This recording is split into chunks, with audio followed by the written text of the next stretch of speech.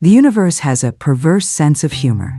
Just as a protracted, bruising legal entanglement involving my company had necessitated a temporary court-ordered freeze on all my personal assets, Lena, the young woman I had adopted and poured 3 years of my life into, chose that precise moment to demand a new villa. She claimed, with a dazzling smile that didn't quite reach her eyes, that it was her New Year's gift. When I gently attempted to explain the delicate financial situation, assuring her I would more than compensate for the delay in the future, her demeanor underwent a chilling metamorphosis. The carefully constructed facade of affection shattered, and the crystal tumbler in her hand exploded against the marble floor, shards skittering across the polished surface like angry, glittering insects. "Do you take me for an absolute idiot?" she spat, her voice a venomous hiss that bore no resemblance to the sweet tones she usually employed. "What kind of situation results in frozen assets? Just admit it. You're broke. Utterly, hopelessly broke. I always suspected you couldn't truly be trusted, always parading your wealth around." Her face contorted into an ugly sneer. "Cernez indeed," she cursed, the unfamiliar epithet jarring before yanking a crisply folded document from her designer handbag. A termination of adoption agreement, clearly, chillingly, prepared well in advance. Disappointment, so profound it felt like a physical ache, constricted my chest, words turning to ash on my tongue. The irony, bitter and sharp, was that the company's dispute had already been settled. My assets were slated to be unfrozen in a mere 3 days. Following an arduous week, collaborating with law enforcement to unravel the complex financial sabotage that had plagued my company, I finally returned to my secluded home on the outskirts of Los Angeles, a weariness settling deep in my bones, as if every nerve ending hummed with residual fatigue. As my car crunched up the gravel driveway, a dark gray Bentley SUV, sleek and incongruous, sat silently near the entrance, its headlights flashing twice in a cryptic acknowledgement. I had barely stepped onto the wide, welcoming porch when the front door burst open. Lena launched herself towards me, a whirlwind of youthful energy, her arms wrapping around me in an embrace of performative excitement. "Mom, you're finally back. I missed you beyond words," she exclaimed, her voice bubbling with enthusiasm. I gently patted her back, my own voice soft, undeniably laced with the exhaustion that clung to me like a shroud. "It's only been a few days, Lena. Did you truly miss me that profoundly already?" She tilted her head back, blinking up at me, that wide, guileless smile stretching across her face, the kind of grin that could charm the stars from the sky. This girl, this enigma, she really had, for a time, made me believe that life, even after its share of betrayals, could still hold a quiet, unexpected tenderness. 3 years prior, my path had crossed with hers. I'd been volunteering with a local youth outreach program, assisting a foster care agency in screening potential families for temporary placements. Lena, then a wary 16-year-old, had just been transitioned out of her 3rd foster home. Her biological mother's life had been ravaged by drug addiction, culminating in an arrest, and her father had long been an absent figure, a ghost in her troubled narrative. Financially, her situation was dire, a freefall with no safety net. With no relatives willing or able to assume her care, the court had placed her under state custody. By then, the very concept of family was a landscape scarred by broken promises and profound disillusionment. The first time I laid eyes on her, she was leaning against a sun-streaked window in the corner of a sparsely furnished classroom, clutching a nearly empty, dog-eared, sticky notepad in one hand, as if it were her last possession. I'd approached her quietly, asking simply, "What do you need?" Without even lifting her gaze from the window pane, she replied, her voice a low murmur, I just want a place where I can finally sleep in peace." In that unguarded moment, I glimpsed the crushing exhaustion and the stubborn, resilient pride buried deep within her young heart. It wasn't a decision born of whim or fleeting sentimentality. I formally filed an application with the state, navigating the labyrinthine bureaucracy of assessments, invasive interviews, rigorous training modules, and exhaustive background checks. Finally, Months later, she moved into my home. Initially, she was guarded, reiterating often that she wouldn't stay long, that I, like all the others, would eventually grow tired of her, of the inherent complexities she carried. But bit by bit, with patient persistence, I helped her settle. I enrolled her in a good local school, provided everything she could possibly need: clothes, books, art supplies, and even meticulously decorated her bedroom precisely to her tastes, a sanctuary she had meticulously described from a magazine clipping. Over time, the delicate tendrils of our relationship began to shift, to deepen. I remember with perfect clarity the evening she first called me Mom. It was after one of our quiet family dinners. I hadn't said anything in response, just quietly continued clearing the dishes. But that single, tentative word resonated within me, a fragile melody that stayed for 3 transformative years. Eventually, I filed the formal adoption paperwork, legally and emotionally making her a part of my family, my heir, in every conceivable sense.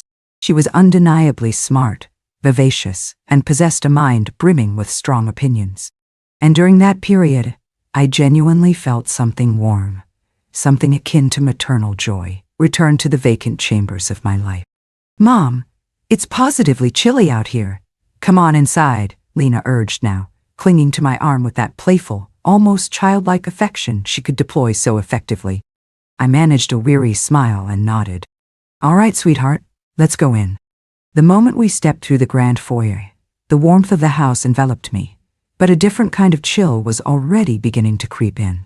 She grabbed my hand, her eyes sparkling with anticipation. Mom, you've been so incredibly busy lately, working all hours. You barely made it home at all last week. I was starting to worry you wouldn't have any time left to even think about getting me a holiday gift. So, she paused dramatically. I took the liberty of picking one out for you. Well, for me, really. She held up her sleek smartphone, the screen illuminated with a glossy advertisement for a breathtakingly luxurious lakefront villa. I selected this one for you to bestow upon me. It's absolutely perfect, don't you think? Prime location, an amazing panoramic view, even a private dock. Isn't it utterly incredible? I gazed at her beaming, expectant face, but a strange, unsettling premonition stirred in my chest. Lena had always possessed a certain calculating streak. I recognized that much. But she was still young, and I had always been reluctant to be overly harsh, clinging to the hope that maturity and genuine affection would eventually temper that innate opportunism. My gaze drifted to the image on her phone, a newly constructed, architecturally stunning standalone villa nestled on the serene banks of Cypress Creek Lake. Lately, ownership of such a property had become a coveted status symbol amongst elite circles, flaunted across social media platforms as the latest ultimate luxury flex. On any other day, presented under different circumstances, I might not have given it a second thought, might have even indulged her whim. But the company had just weathered a significant financial crisis, a storm I had personally navigated at great cost. I was simply not in the mood, nor the position, to undertake extravagant, unnecessary spending. I didn't answer immediately. Instead, I asked, my voice deliberately calm, you already reside in this rather spacious house, Lena. Why precisely do you feel you need another one? Her smile faltered for a fraction of a second, a flicker of impatience in her eyes before she quickly recalibrated. Oh, Mom, you work so incredibly hard all day, and you truly need your rest at night, undisturbed. My friends and I, well, we like to throw parties sometimes, you know. I just don't want to inconvenience you or disrupt your peace. Wouldn't it be so much easier for everyone if I had my own place? It would honestly be better for both of us, don't you think? She kept talking, her tone light, persuasive, attempting to frame the outrageous request as a considerate, reasonable proposition. I turned and walked into the expansive kitchen, the cool marble underfoot a welcome sensation. I slowly poured myself a cup of freshly brewed coffee, the rich aroma usually a comfort, now tinged with an underlying bitterness. My voice, when I spoke, was even, measured. This house, Lena, has 3 floors. The soundproofing is excellent, custom designed for privacy, If you and your friends wish to have fun, as you put it, you are more than welcome to utilize the upstairs entertainment suite. You will not bother me in the slightest." Her smile vanished instantly, replaced by a flash of distinct irritation. "Mom, do you absolutely have to be so stingy? It's merely $2 million. That's practically a few months' income for you, isn't it?" I paused for a long moment, cradling the warm coffee cup as I walked back into the sun-drenched living room, my gaze calm and steady as I met hers. It wasn't as if I hadn't treated her exceptionally well over the preceding 3 years. I had provided her with everything a young woman could reasonably desire: a designer wardrobe, access to the finest education, a beautiful home, every conceivable material comfort. I had even included her in important business events, introducing her to influential contacts, attempting to integrate her into my world. I had done everything a devoted mother could, and perhaps more. But never, not in my darkest imaginings, did I expect that one day she would look me directly in the eye and accuse me of being stingy. Seeing my continued silence, my lack of immediate capitulation, Lena's demeanor abruptly shifted. She lowered her head, her lips beginning to quiver, and tears, large and theatrical, began to well in her eyes. "I already told all my friends I'd be taking them to see the new villa tomorrow morning. Are you really going to embarrass me like this, Mom? In front of everyone?" I didn't respond to the emotional blackmail. I simply took a slow, deliberate sip of my coffee, the liquid scalding my tongue slightly, then said, my voice still calm, "If this villa truly means that much to you, Lena, then allow me to ask you something in return." I looked up at her, my gaze steady, unhurried. "That vacant investment villa I own by Cypress Creek, the smaller, older one, did you, by any chance, give it away?" She froze, her breath catching, her expression shifting, becoming guarded. After a noticeable moment of hesitation, she finally muttered, her eyes darting away, "Yes, I gave it to my father, and the Bentley." I pressed, my voice remaining level. She rolled her eyes, a gesture of clear, dismissive annoyance. "I gave that to him too, obviously." I had harbored suspicions all along, a nagging unease that I had tried to suppress. But I hadn't confronted her directly, had hoped, perhaps naively, that she had merely loaned them out temporarily, a misguided act of generosity, nothing worth a significant fuss. But hearing her admit it so brazenly now, with such casual entitlement, stirred a deep, simmering irritation that I could no longer choose to ignore. My gaze turned colder, my voice dropping almost an octave.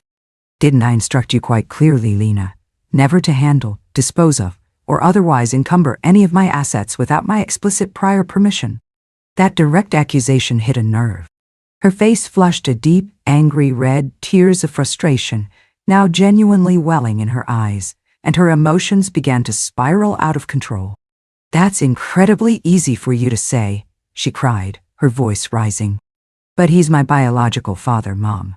How can you possibly refer to him as someone else? The place you arranged for him to live in is an absolute dump. Just one glance, and anyone can tell he's barely managing to get by. You honestly thought that rundown little house was good enough for him? Giving him the villa was the very least I could possibly do? He's getting old. He's never had anything truly nice in his entire miserable life." Her voice trembled with a potent mixture of indignation and self-pity as her frustration spilled out, unrestrained. "You have so much money. Why is it always so difficult for you to spare just a little for us? Just a tiny fraction. It would change everything for him, for us." She spoke as if she were entirely in the right, as if every questionable action she had taken was completely, unequivocally justified.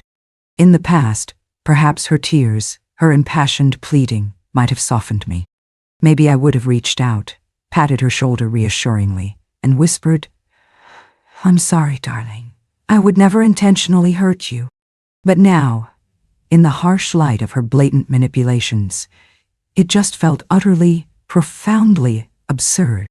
"So, what you're essentially saying," I clarified, my voice turning cold, sharp as ice, "is that I am now expected to support not only you in the lavish lifestyle to which you've become accustomed, but also your entire biological family. You want me to utilize my hard-earned money to provide your father with the comfortable life he himself has never managed, nor apparently attempted, to earn. My voice hardened further. Do you even possess the slightest inkling of what he's actually done, Lena? He broke into several private estates in a gated community, stole a significant cache of valuables. If I hadn't personally intervened, hadn't leveraged my contacts and financial resources to smooth things over, to make restitution, he would be incarcerated right now. I chose not to report him to the authorities. That, in itself, was already far more mercy and deserved. She bit her lip hard, her eyes suddenly darkening with a fierce, defensive resentment. How can you dare to speak about my father like that? She snapped, her voice rising to a shrill, unpleasant pitch. I gave up the chance of living with him because of you. Can't you show him even a particle of kindness for my sake? So he made a mistake. So what? Can't money fix that? You're incredibly wealthy. Why can't you just be generous for once? I let out a cold, humorless laugh, the chill in my eyes unmistakable. And in that precise moment, stripped of all pretense, I saw her with stark, painful clarity for the very first time. All the carefully cultivated affection she claimed to possess, all the endearing gestures, it was all just another transaction, another calculated move in her self-serving game. She had skillfully used the title of daughter as leverage, as a tool to demand, to extract, a better, more luxurious life for herself, and apparently for her feckless biological father. You owe me something today, she declared, her agitation visibly escalating with each passing second. I waited up for you all night. Don't you dare think you can just brush me off with a damn cup of lukewarm coffee. I almost laughed out loud at her breathtaking entitlement. The sheer, unadulterated arrogance lacing her voice was so preposterous, so utterly disconnected from reality, that I didn't even attempt to conceal my mounting frustration any longer. I stood up, walked with measured steps to the ornate console table in the foyer, retrieved the court's official asset freeze notice from my leather briefcase, and returned to the living room. I laid the document carefully on the polished mahogany coffee table directly in front of her. You wanted an explanation, Lena, I said quietly, my voice like a finely honed blade. Then take a good long look. All of my personal and corporate assets have been temporarily frozen by court order. Lena's face froze instantly, her eyes locking onto mine, a flicker of genuine unease, of dawning apprehension, flashing through them, as if she suddenly sensed that something was terribly, irrevocably wrong. She picked up the document from the table, her hand trembling almost imperceptibly. With just a cursory glance at the official letterhead and the stark legal terminology, it was as if a bucket of ice water had been viciously poured over her. What does this mean? Her voice trembled, her lips quivering uncontrollably. She forced a smile, a pathetic, watery imitation of her usual confident grin, but it looked more pitiful, more desperate than comforting. Mom, this freeze order, it's not actually yours, is it? You're just joking with me, aren't you? Trying to teach me some kind of lesson? Her voice rose in panic. I don't want the villa anymore, okay? I don't need it. Just please don't scare me like this. I let out a soft, weary sigh and spoke gently, though the gentleness felt like a betrayal of my own anger. Lena, I need to tell you the unvarnished truth. There has been a significant issue with the company, and as the primary legal representative, all of my assets, both personal and business-related, have been temporarily frozen pending resolution. Her knees seemed to buckle slightly as she stumbled back a few paces, her face turning a ghastly, chalky pale in an instant. It's just temporary, though, right? It'll be lifted soon, won't it? Mom, say something, please. I remained silent, gently rubbing my temples where a dull ache had begun to throb. Her voice now carried a shrill, piercing note of panic. Don't do this to me. You're scaring me half to death. Tell me this isn't permanent. Please, Mom, tell me. I leaned back against the plush cushions of the sofa, glanced down at the damning document clutched in my hands, and let out a bitter, self-deprecating laugh. Maybe it will all be over in a few months, Lena. Or perhaps in 10 years. Who can possibly know? She stood there, utterly stunned, her expression shifting rapidly from disbelief to terror, then to a dawning, horrified comprehension. Then, without any warning, she stormed towards me with a sudden, furious energy. For a fleeting, hopeful moment, I thought perhaps she finally understood, finally realized that even without the protective cocoon of my wealth, she wouldn't abandon me, that our bond transcended mere financial dependency. A faint, tentative warmth flickered in my heart. Maybe, just maybe, I hadn't entirely misjudged her capacity for loyalty after all. But the very next second, she snatched the delicate porcelain coffee cup from my hand and slammed it violently onto the floor. It shattered with a sickening crack, porcelain fragments scattering like shrapnel across the expensive Persian rug. "Oh my God, you're actually sitting here, calmly sipping coffee, at a time like this?" Her voice dropped to a chilling, venomous growl, her eyes filled with an expression of utter, undisguised disgust. "You make me physically sick. A completely broke woman, still pretending to be so high and mighty. I must have been certifiably blind to have ever called you my mother. You've got absolutely nothing left now. So what the hell am I even staying here for?" I sat there in stunned silence, staring at her, at the wreckage of the coffee cup, at the wreckage of our relationship. I couldn't find a single word to say. Every remaining shred of softness, of affection I still harbored for her, was being systematically torn apart by her brutal, unsparing words. So, this was it. Her warmth, her dependence, her carefully feigned love, all of it, nothing more than a calculated byproduct of money. 3 years of unwavering effort, of painstakingly built trust, of boundless patience, meant absolutely nothing to her in the face of financial adversity. I steadied my breath, forcing my voice to remain calm, even though a tempest raged within me. "Lena," I said, "money can be earned again. This situation doesn't mean. And how is that any different from being completely bankrupt?" She screamed, cutting me off, her cheeks flushed a furious mottled red with rage. "No money means bankruptcy. What on earth were you thinking? I stayed with you all this time because I wanted a good, comfortable life.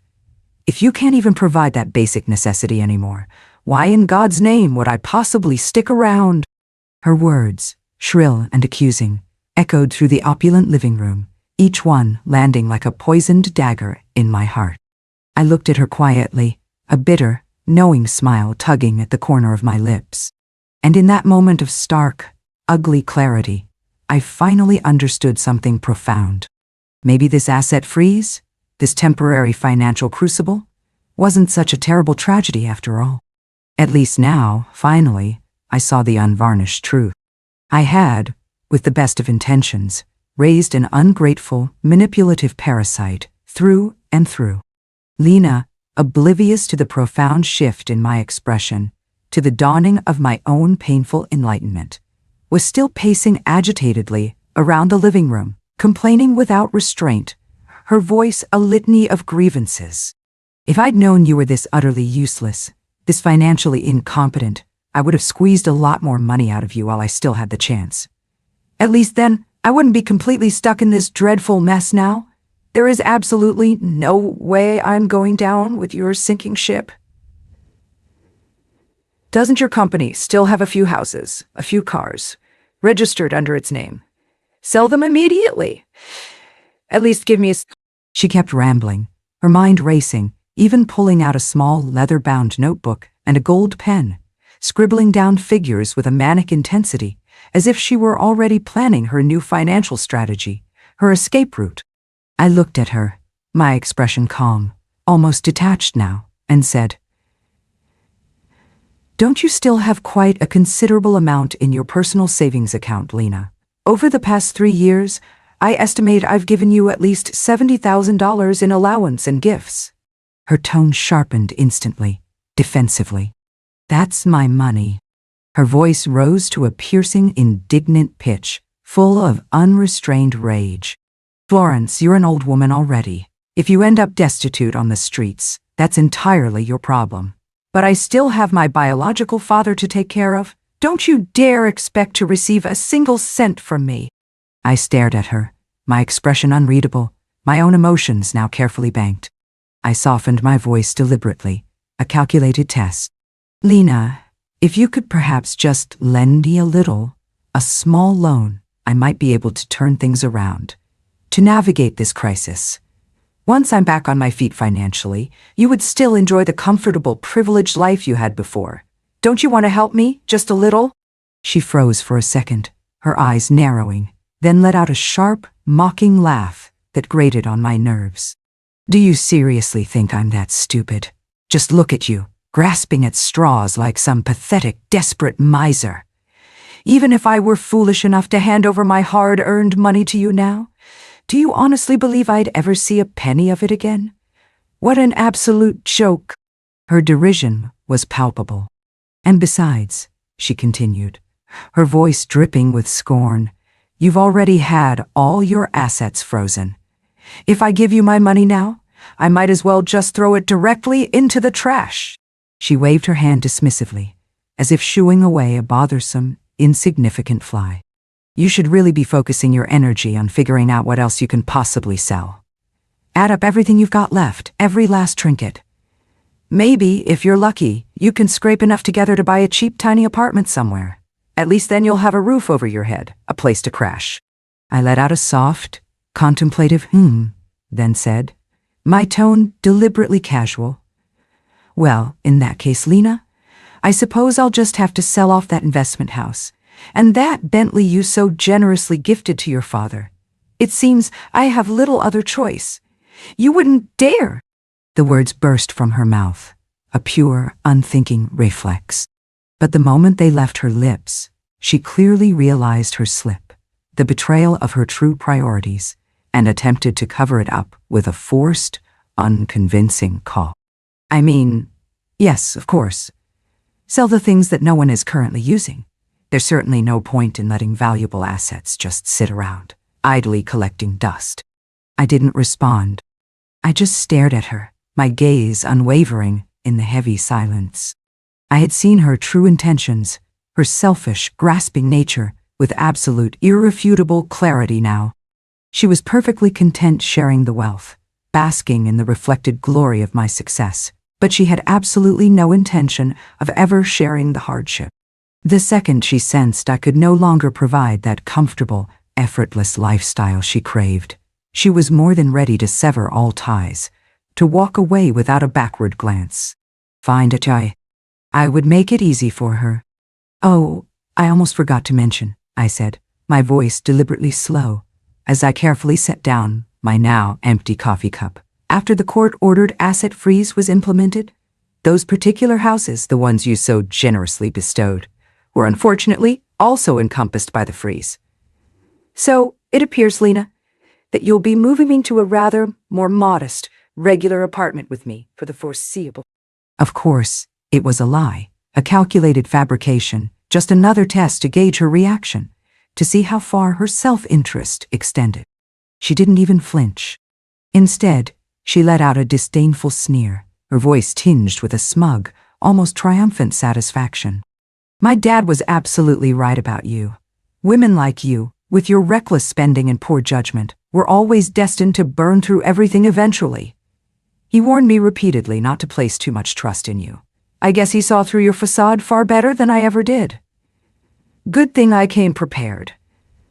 Good thing I came prepared." With a flourish, she pulled a neatly printed document from the drawer of the antique writing desk in the corner and tossed it unceremoniously onto the coffee table in front of me. "Sign it," she commanded, her tone imperious. "Since we've resided together for a full 3 years, I'm being exceptionally generous in the terms. Once you've signed, my father and I will formally file the petition with the court." She lifted her chin, looking down at me with an air of condescending pity, as if she had already unequivocally won. "If I happen to be in a particularly good mood, perhaps I'll even deign to send you some pocket money every month. But don't get your hopes up. I'm certainly not here to provide for your retirement, you understand." I looked down at the stark black and white lettering on the document, Termination of Adoption Agreement. For a long moment, I just stared at it, a maelstrom of emotions. Hurt, anger, profound sadness. But also a strange, burgeoning sense of liberation, churning within me. Then I let out a quiet, almost soundless laugh. "So, That was it. She had meticulously planned this all along.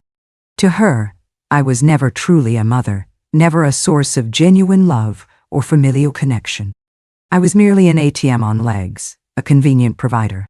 And now that the perceived balance in my account was zero, she was summarily canceling her subscription. She noticed my hesitation, my contemplative silence, and frowned impatiently. "Hurry up and sign it. My dad's waiting for me to come home for dinner."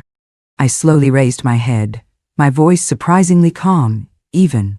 "Didn't you inform me earlier that you had a party planned with your friends this evening?" She scoffed, her eyes full of undisguised scorn. "Please, if I hadn't said that dangled some social event as leverage, would you have so readily agreed to hand over the money for the villa? You truly are naive?" That final, callous sentence stripped away every last vestige of pretense, every lingering illusion I might have harbored about her character. I didn't hesitate any longer. I picked up the heavy gold pen from the desk and, with a steady hand, signed my name with a flourish. "I sincerely hope you don't regret this decision, Lena," I said flatly, my voice devoid of inflection. But she just laughed, a carefree, unbothered sound that grated on my nerves. "Getting rid of a burdensome liability like you? Honestly, Florence, I couldn't possibly be happier." As she turned to leave, her eyes landed on a cherished gold-framed photograph on the coffee table, a picture of us, taken on the day her adoption was finalized. Both of us smiling, or so I had thought.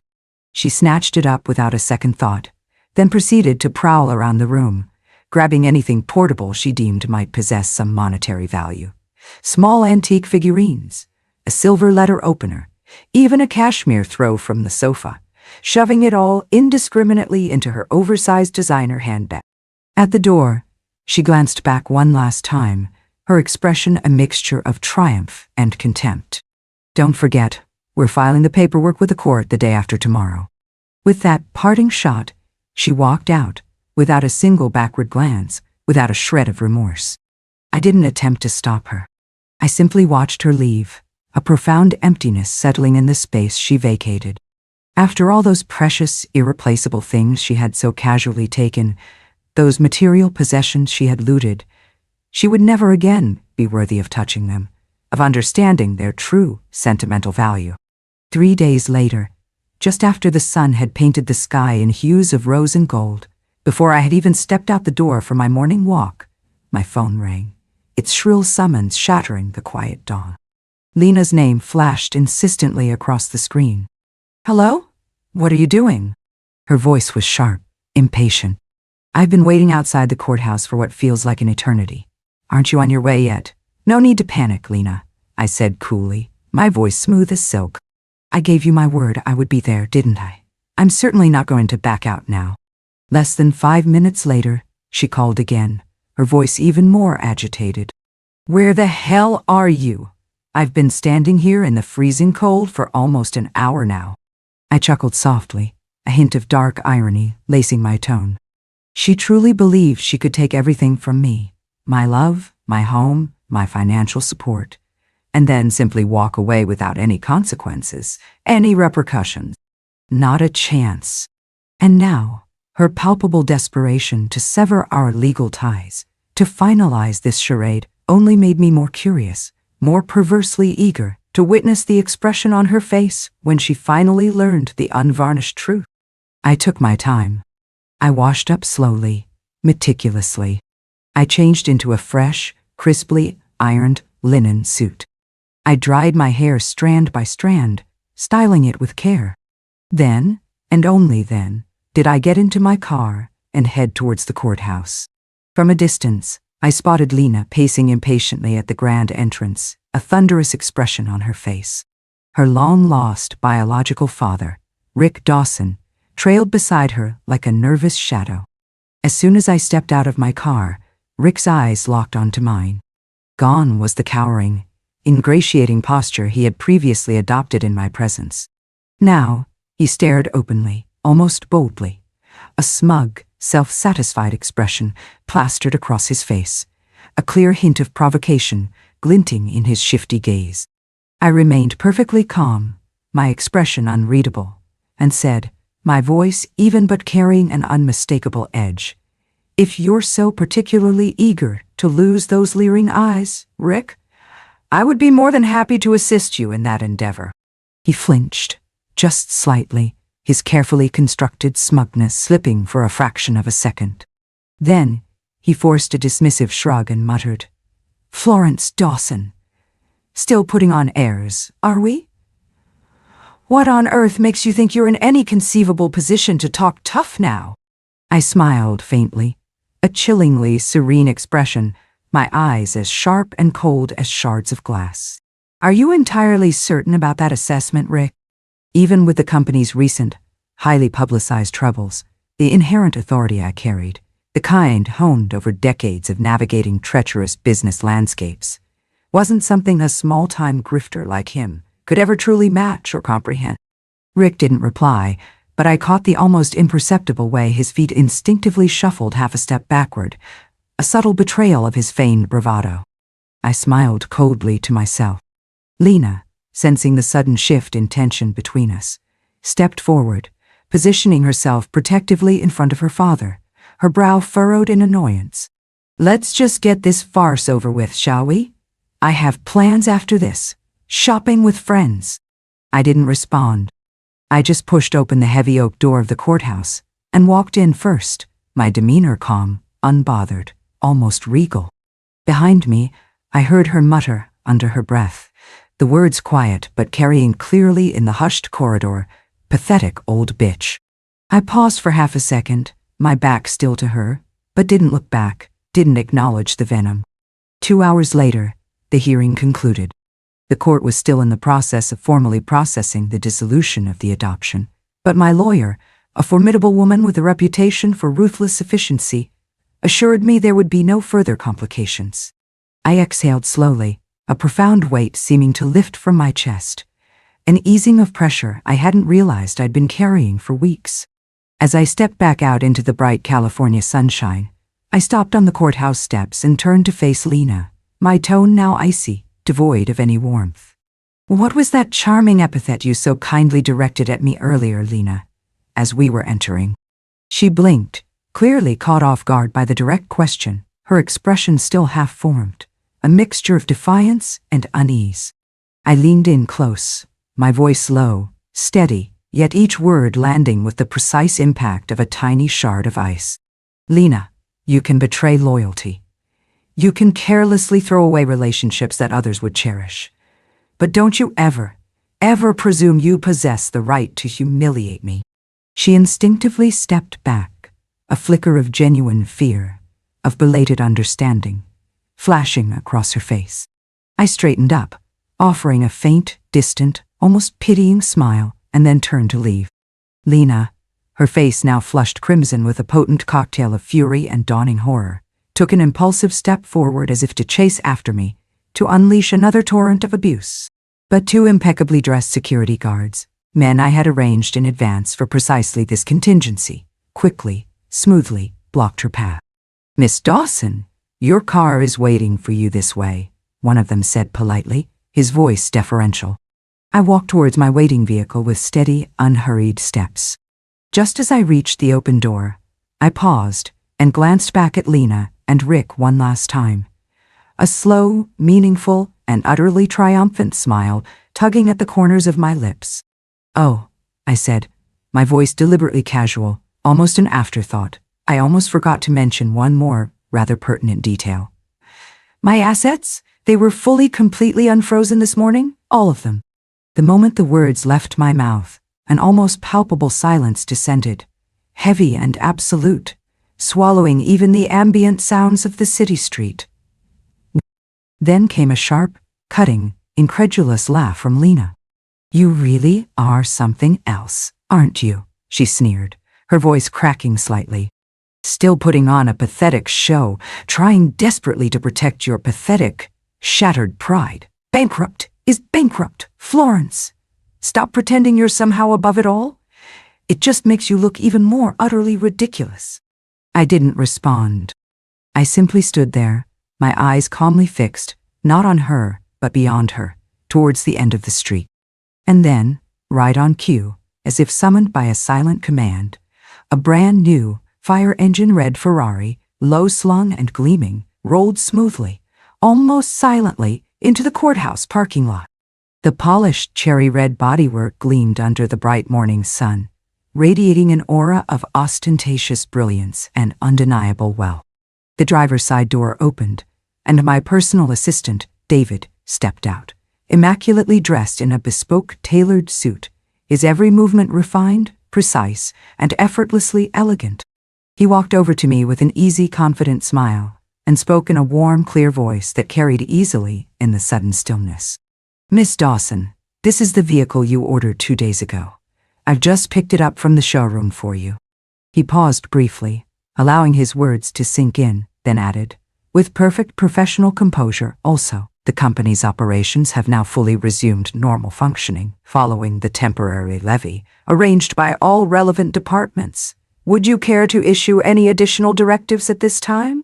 His voice wasn't particularly loud, but in the stunned silence, every carefully enunciated word struck like a hammer blow, landing squarely, devastatingly, in Lena's and Rick's ears. They froze in place, stunned into immobility, as if rooted to the very ground they stood upon, utterly unable to process what they were seeing, what they were hearing.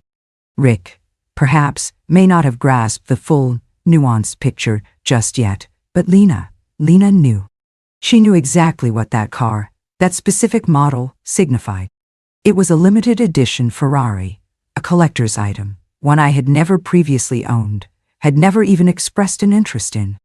And now, it had just been delivered, personally, by my impeccably attired assistant. This wasn't a performance. This wasn't a desperate charade. This was stark, undeniable reality. This can't possibly be happening," she shrieked, her voice teetering on the ragged edge of hysteria, her eyes locked on the gleaming red car as she stumbled back in utter disbelief, her carefully constructed composure shattering into a million pieces. You did this all on purpose. Just to humiliate me, didn't you? You wanted to make me look pathetic, to make me grovel. You heartless, manipulative." I continued to smile, that serene, Mona Lisa-like expression fixed on my face, watching her complete and utter unraveling, without uttering a single word. David, my assistant, frowned slightly, clearly offended by Lena's outburst, but I raised a hand gently, almost imperceptibly, to stop him from intervening. There was absolutely no need to argue anymore. The truth, in all its glorious, undeniable clarity, spoke for itself, far more eloquently than any words I could offer. Rick stood there, pale and stunned, beads of sweat beginning to pop out on his forehead despite the cool morning air. And in that moment, the full, horrifying realization hit him with the force of a runaway freight train. If it weren't for Lena swearing up and down, with such absolute unwavering conviction, that I was completely bankrupt, ruined, he never would have dared to act with such smug, contemptuous arrogance. But now, if I had never truly been bankrupt at all, then he, Rick Dawson, had played the fool, the gullible, greedy pawn in a game he hadn't even realized he was a part of. Miss Dawson," he stammered, stepping forward carefully, tentatively, his voice now dripping with a false, desperate politeness. I cast him a cool, dismissive, sidelong glance, saying nothing. My assistant, David, stepped in with practiced professional ease. "Our CEO, Miss Dawson, has always remained the acting head and principal shareholder of the company. The so-called bankruptcy you may have heard rumored was nothing more than a gross misinterpretation of events. A temporary asset freeze, a purely procedural matter, was unfortunately necessitated by malicious interference from a disgruntled former employee. I am pleased to inform you that everything has since been fully resolved and has returned to normal operation."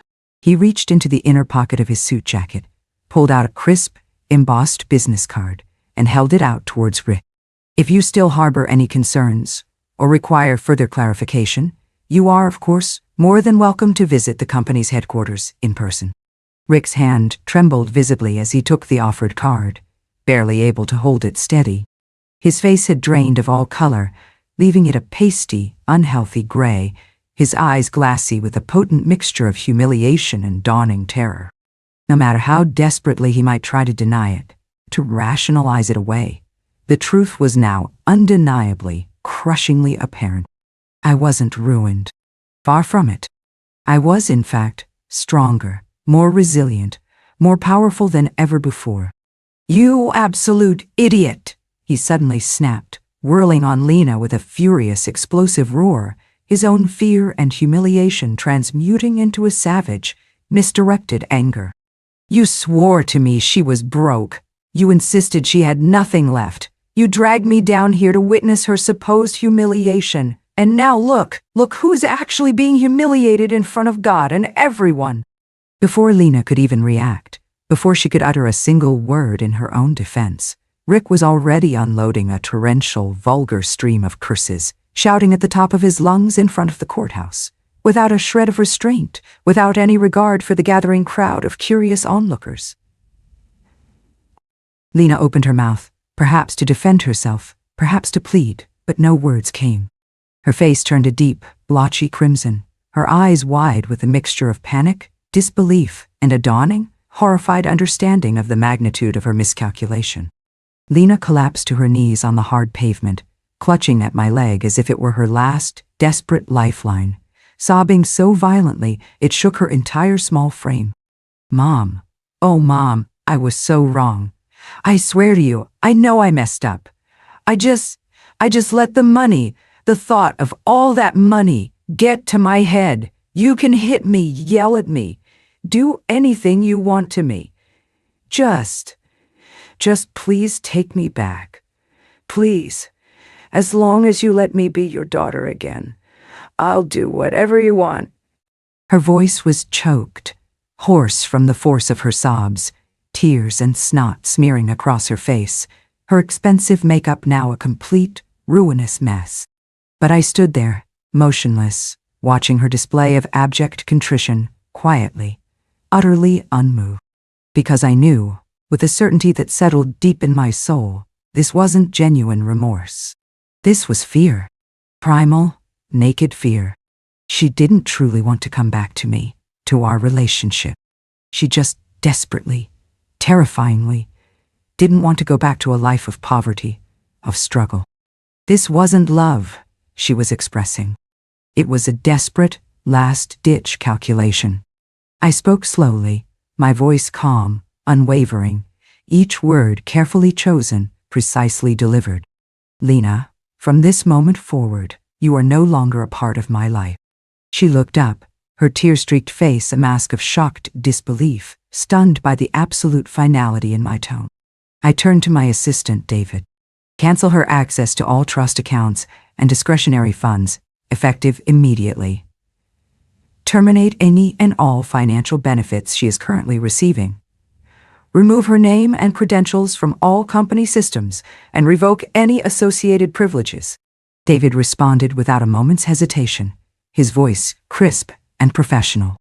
"Understood, Miss Dawson. I will ensure everything is processed by this afternoon." I continued, my gaze still fixed on Lena's crumbling form. "Freeze all her credit cards and lines of credit associated with my accounts. Revoke her access to any residences, vehicles, or other properties currently held under my name or the company's portfolio. There will be no more internal assistance of any kind forthcoming." Lena panicked completely then, the last vestiges of her composure shattering. No, you can't do this to me," she shrieked, scrambling ungracefully to her feet, reaching out with trembling hands to grab me, to physically prevent my departure. I stepped back smoothly, easily avoiding her touch. "You made your choice, Lena," I said, my voice still quiet but firm as steel. "You signed the termination of adoption agreement with your own hand. You voluntarily, indeed eagerly, gave up this relationship. You wanted freedom from me, from any perceived obligation. Well, now you have it." Her lips trembled, but she couldn't find a single word to articulate the maelstrom of emotions raging within her. But she wasn't stupid. It didn't take long for her to realize, with dawning horror, that this was not a situation she could manipulate, not a decision she could charm or cry her way out of. She stopped crying, stopped begging. Her face, moments before a canvas of desperate supplication turned cold, hard, and incredibly bitter in an instant. "You actually think this means you've won?" she spat, her voice thick with a venom that was truly shocking. "You'll regret this, Florence. One day, you'll regret this. You think all your precious money makes you untouchable. You're just a lonely, pathetic old woman with no one in this world who truly loves you." I stared at her, my expression serene, unaffected by her hateful invective. Her insults kept coming, each one sharper, more vicious than the last, as if she were desperately trying to drown her own profound humiliation and an impotent rage in a torrent of abuse. "You used me from the very beginning. All those years, I was the one being exploited, being manipulated." Rick, who had been standing silently, awkwardly nearby, now began to shift uncomfortably, his brow furrowing, a look of visible unease crossing his face. Lena, ever attuned to the subtlest shifts in male attention, noticed the change in his demeanor instantly and immediately pivoted, attempting to pull him back to her side, to forge an alliance in their shared disgrace. "Dad, you see it now, don't you?" she pleaded, forcing a desperate steadiness into her voice. She never really cared about either of us, did she?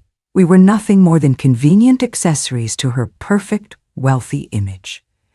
The second we became inconvenient, the moment we ceased to serve her purpose, she tossed us aside like so much trash. Rick narrowed his eyes, his gaze flickering between me and his now hysterical daughter, his voice low and guarded. "What exactly are you saying, Lena?" "I'm saying we're the real family here, Dad," Lena insisted, her voice rising with a desperate conviction. "Didn't you always say she looked down on us? That she only kept us around for appearances, to make herself look good? She's just using us, Dad, using us to entertain herself. We're nothing but a game to her, a way to pass the time." Rick's eyes flickered again, her words clearly stoking some long-held, deeply buried resentment. "If she's truly that heartless," he said slowly, sounding as if he were trying to convince himself as much as anyone else, "she would have kicked us both out a long, long time ago.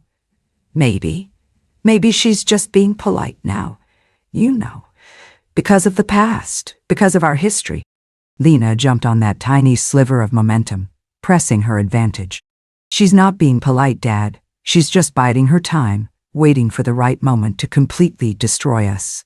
If you don't stand firmly with me now unequivocally, she'll come after you next. You know she will." Rick faltered, clearly caught in the crossfire of his own greed, his daughter's manipulations, and a dawning, uncomfortable awareness of his own culpability. His expression kept shifting, from doubt to defensiveness, then to a kind of sullen resentment, and back again. I watched the whole pathetic scene unfold with a calm, almost clinical detachment. "What is this charming display?" I inquired quietly, my eyes sweeping coolly between them. "A little father-daughter melodrama for the courthouse steps." "You," I said, my gaze resting on Rick, "who so readily pawned off your own daughter to a wealthy woman in exchange for a life of vicarious comfort and ease. And you," I turned to Lena, "who so callously sold out a mother's genuine love and unwavering support for a fleeting taste of unearned luxury." Rick's face flushed a deep, angry red. "Don't you dare push it, Florence. Just because you've got a bit of money again doesn't mean you can walk all over decent, hard-working people." I merely raised an eyebrow, my voice steady, glacial. "Money, Rick, is merely a tool. But you two, you're not even worthy of being considered tools." Lena's face twisted into a mask of pure, unadulterated hatred, her last remaining shred of civility slipping away completely. She snarled, "Fine. You think you've won, you arrogant bitch. Just you wait. I'll crush you one day. People like you always end up being played, being alone in the end." I turned to my assistant, David, without giving Lena another glance. "Add both of these individuals to the company's internal security blacklist. They are hereby banned from entering any of our buildings, attending any company-affiliated events, or accessing any of our properties, effective immediately." David nodded curtly. "And one more thing," I added, my voice softer now, yet colder, more resolute than ever before. everything they owe me. The villa, the car, any outstanding financial discrepancies. Let the full force of the law collect it. Every last cent. My assistant, ever efficient, nodded again. Understood, Miss Dawson. I will have our legal counsel initiate the necessary recovery process immediately. I turned away then and walked towards the waiting Ferrari, every step measured, graceful, and unwavering. As of now, I said without looking back, my voice carrying clearly in the suddenly still air, you no longer exist in my world. Behind me, I could hear Lena still screaming, incoherent words of rage and despair. Rick was cursing, his voice a low guttural rumble of frustration. But I didn't hear a word of it anymore. Their noise, their drama, their very existence had faded into an inconsequential background hum.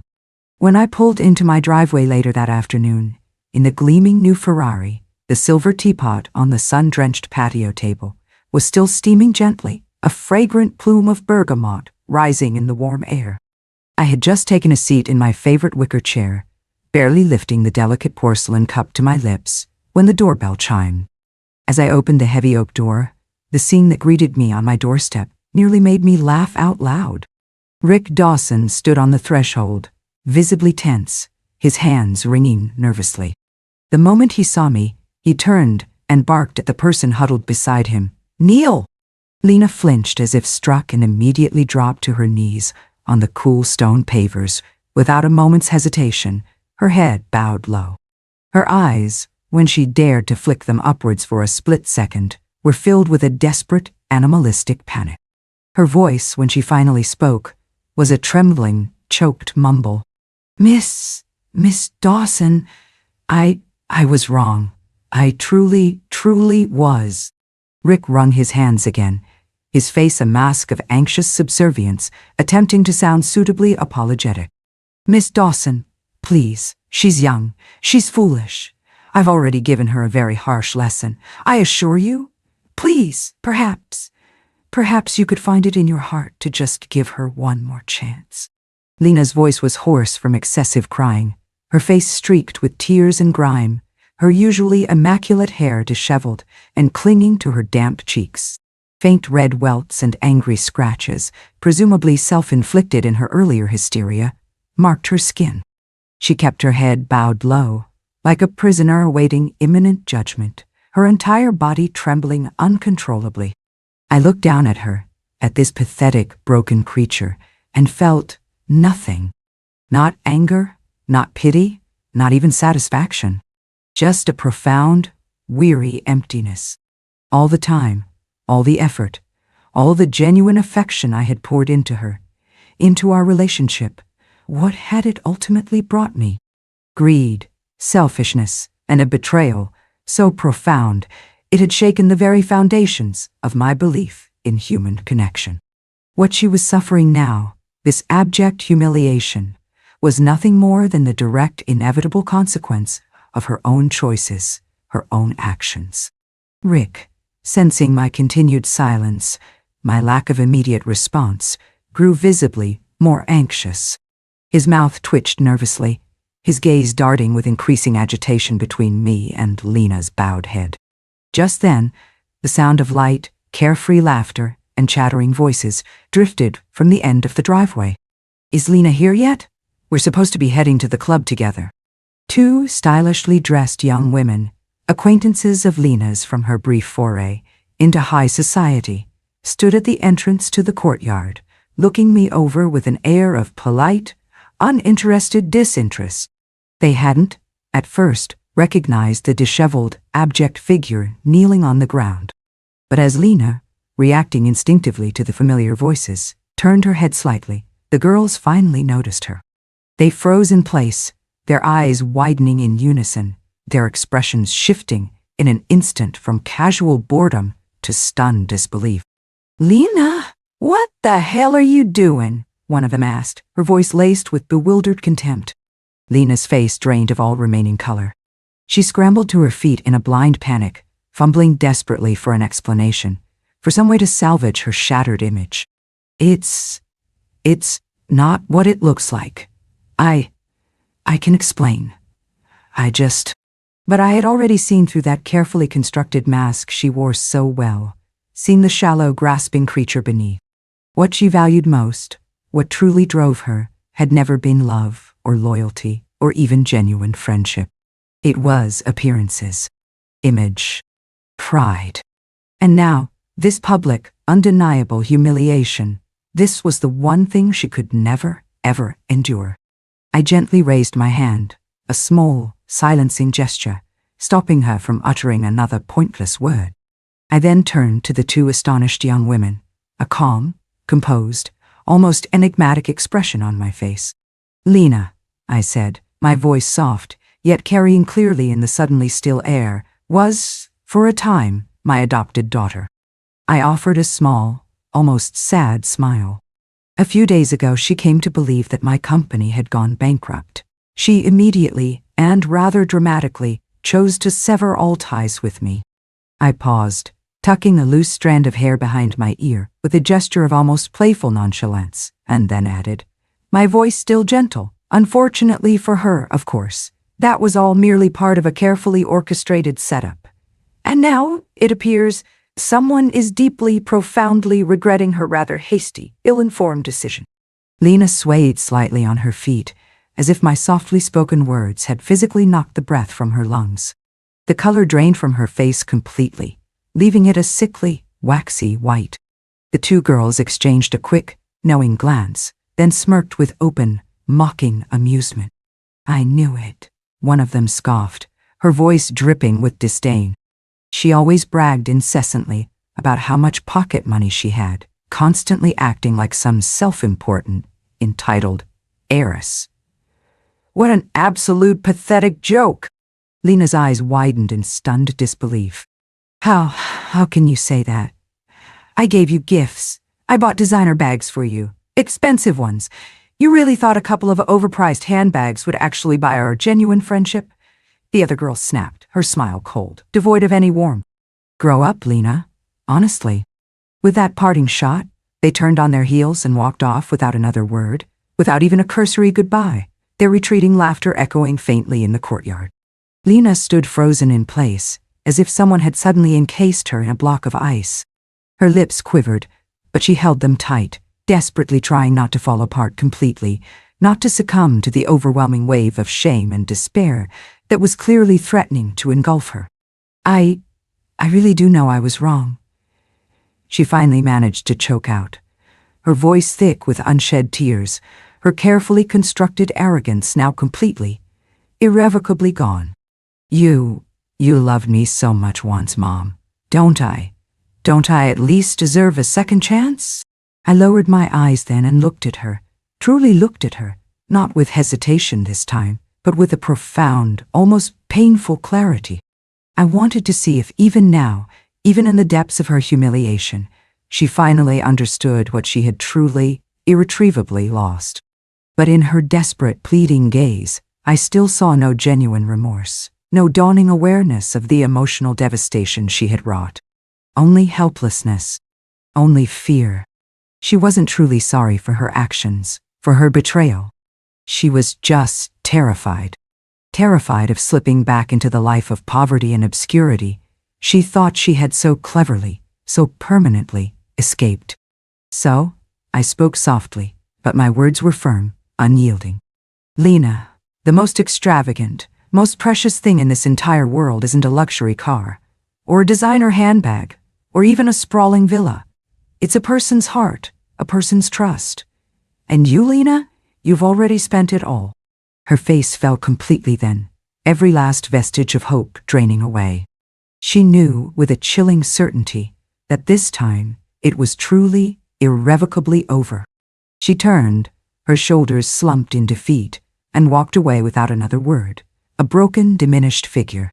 Rick lingered for a moment longer, clearly trying to formulate one last desperate plea, one final attempt to reason with me. But when he saw the unshakable resolve in my eyes, he simply muttered a curse under his breath, turned, and quickly followed after her, disappearing from my life. 3 years of carefully hoarded memories, of painstakingly built hopes, unraveled in a matter of mere hours, scattered, hollow, and gone. It wasn't that I was entirely heartless.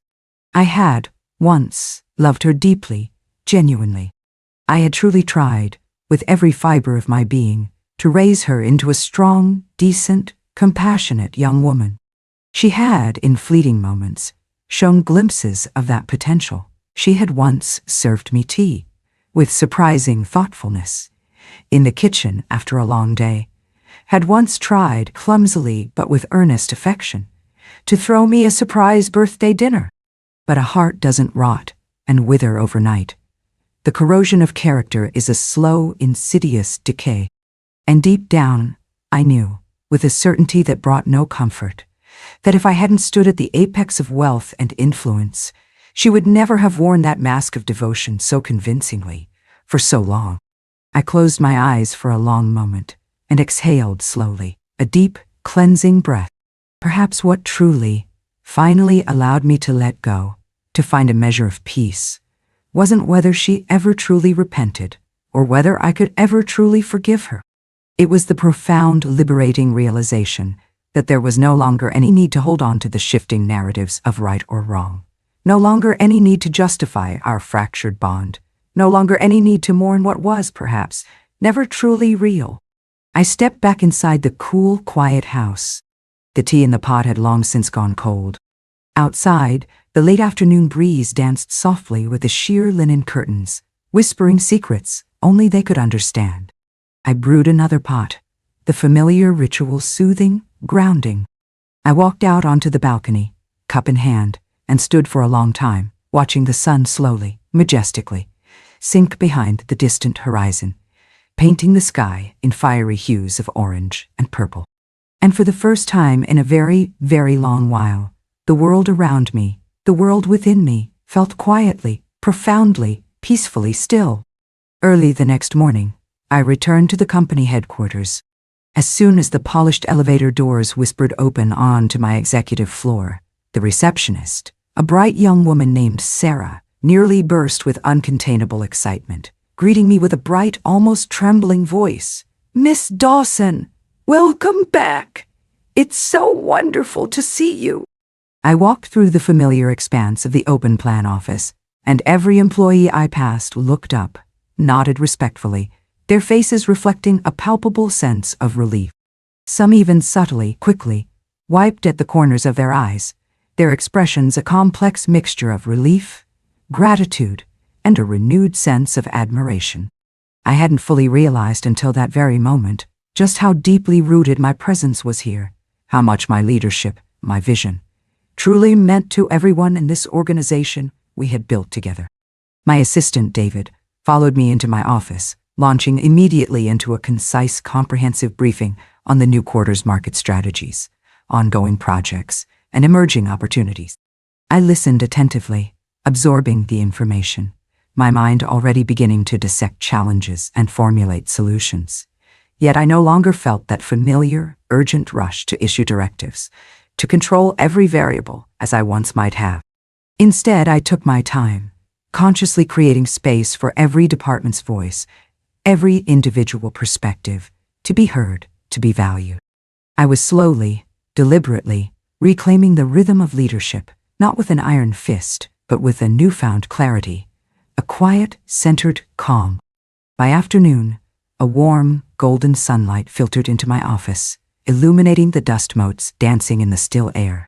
I was seated at my large mahogany desk, sorting through an old set of archived files, when there was a soft, hesitant knock at the door. "Miss Dawson?" David said gently, stepping into the room. "This just arrived for you. It's a courier delivery. The sender," he paused, a slight note of surprise in his voice, "is listed as Lena." I paused for a moment, a flicker of something unreadable passing through me. It was a deep blue, almost midnight-colored document envelope, elegantly sealed with a gold-edged label, just like the expensive, bespoke stationery she used to adore.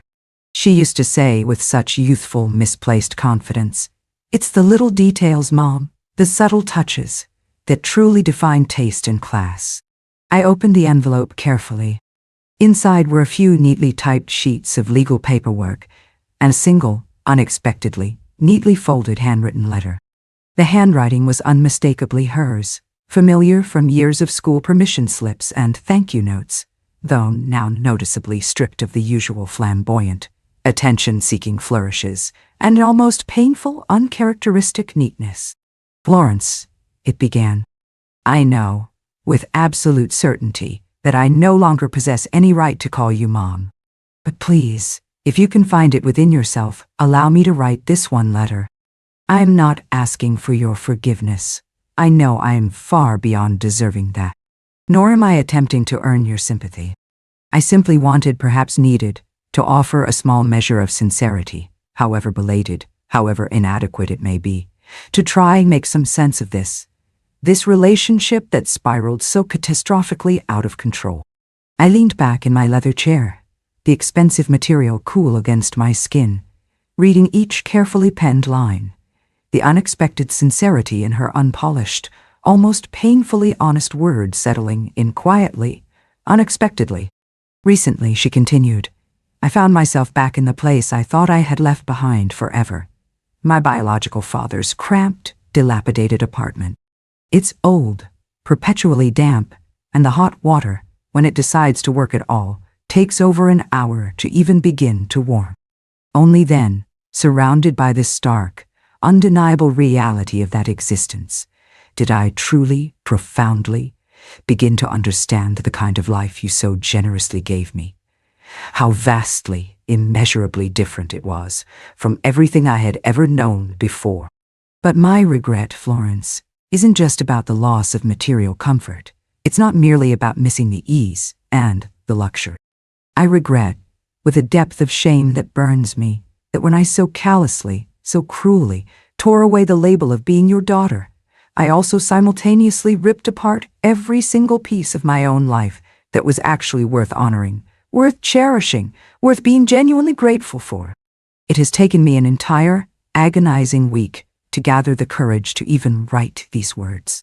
And if I were merely trying to manipulate you again, to somehow win you back over with false contrition, I certainly wouldn't have included the enclosed legal documents.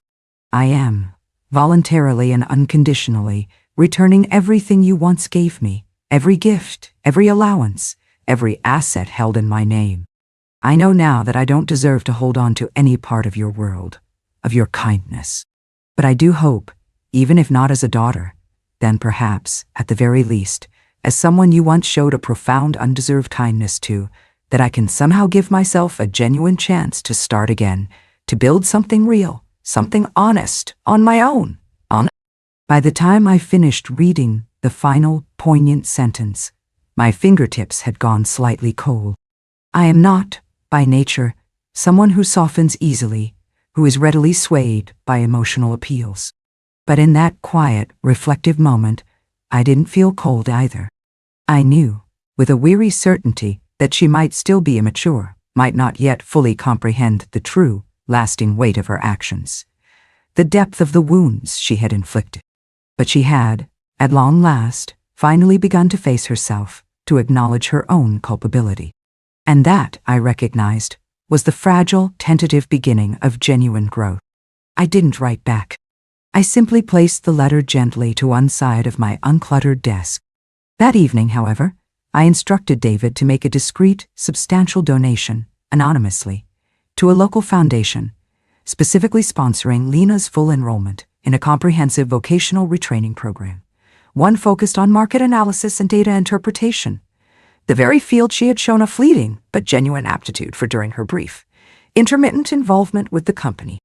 I had no intention of ever telling her where the funding had originated.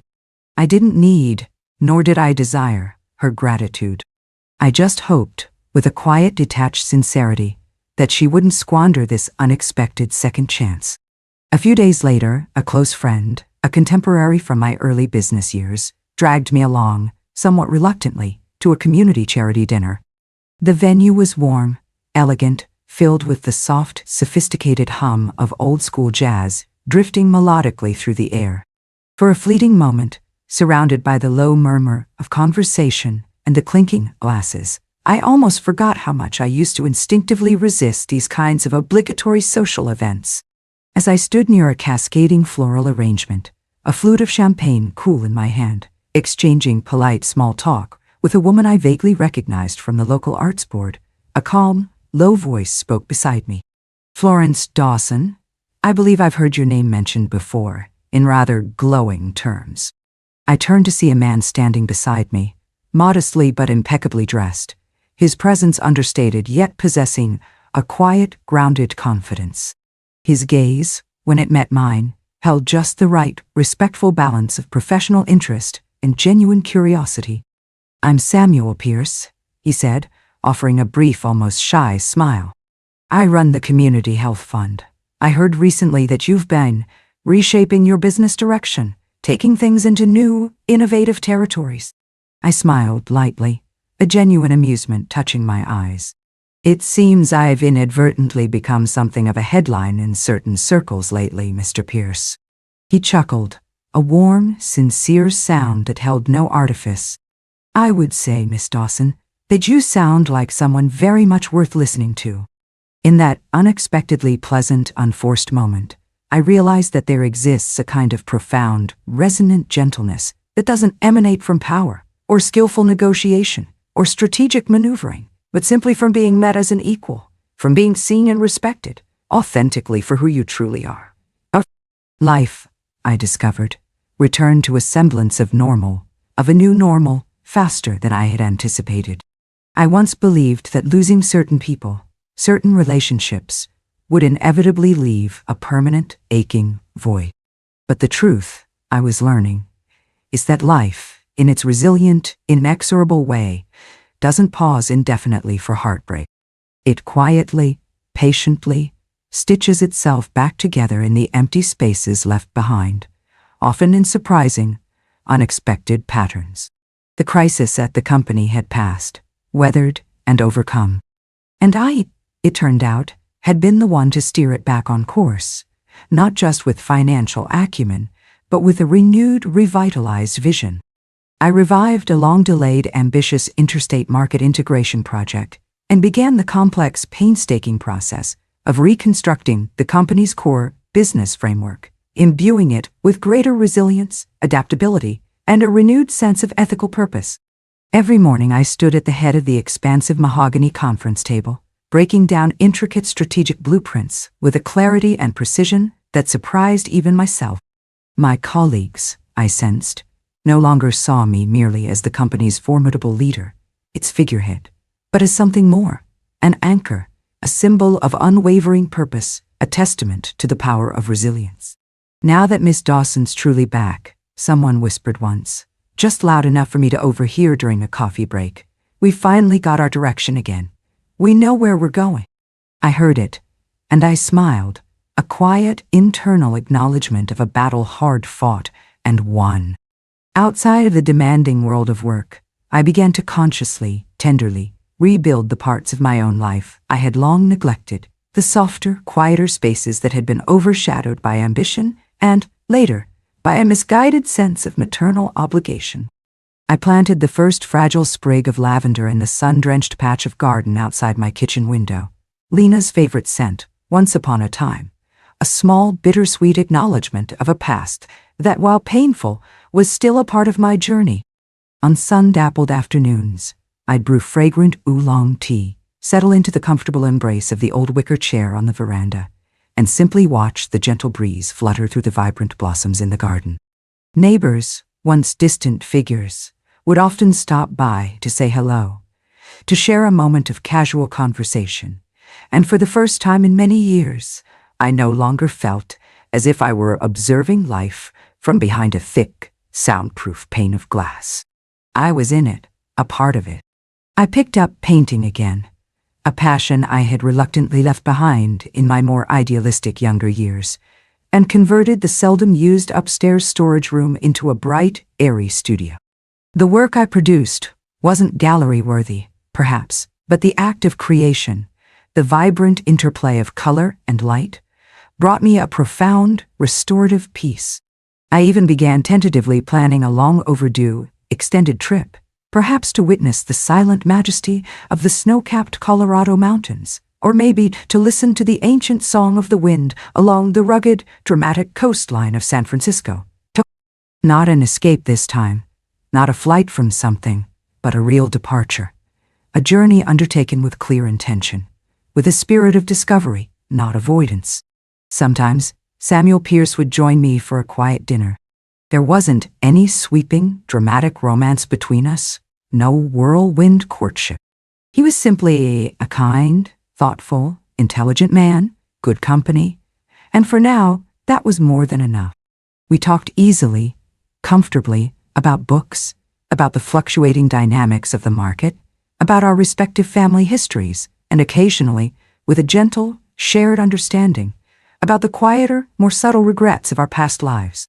"You seem steadier, more centered than most people I know, Florence," he remarked one cool evening as we shared a bottle of surprisingly good Cabernet. I laughed gently, the sound light, unburdened. "It's not innate steadiness, Samuel," I replied. "It's simply the hard-won wisdom of learning not to cling so tightly anymore, to anything or anyone." There was no urgency to draw closer, no manufactured pressure to define or force a bond. And I finally truly understood that some forms of companionship don't need to be labeled love to be deeply, profoundly comforting, to be enriching. Lena.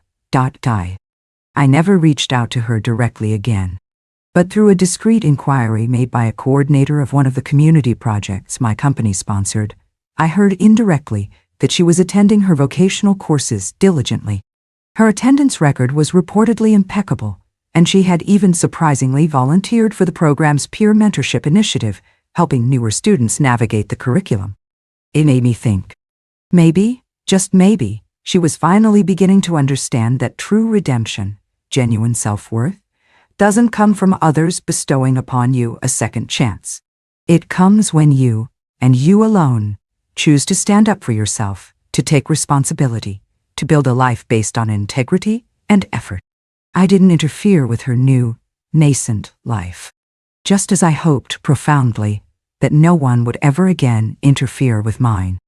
Outside my study window, the full moon spilled its silvery luminescence across my desk, illuminating the open pages of the novel I had been slowly, contentedly working my way through.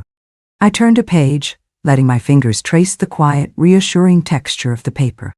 This year, this tumultuous, transformative year, I had lost so much. And yet, paradoxically, I had gained even more. And I finally, truly, understood that genuine, lasting happiness doesn't come from possessing someone, or from owning more material things. It comes, quite simply, from no longer fearing what might be lost. Because once you find the courage, the strength, to walk your path alone, you realize, with a quiet, unshakable certainty, that you already possess everything you truly need. There is still so much I don't know about the future, about the path that lies ahead. But I know this much, with every fiber of my being, I am strong enough, and yes, soft enough, to meet every tomorrow, with all its uncertainties and all its possibilities, as it comes.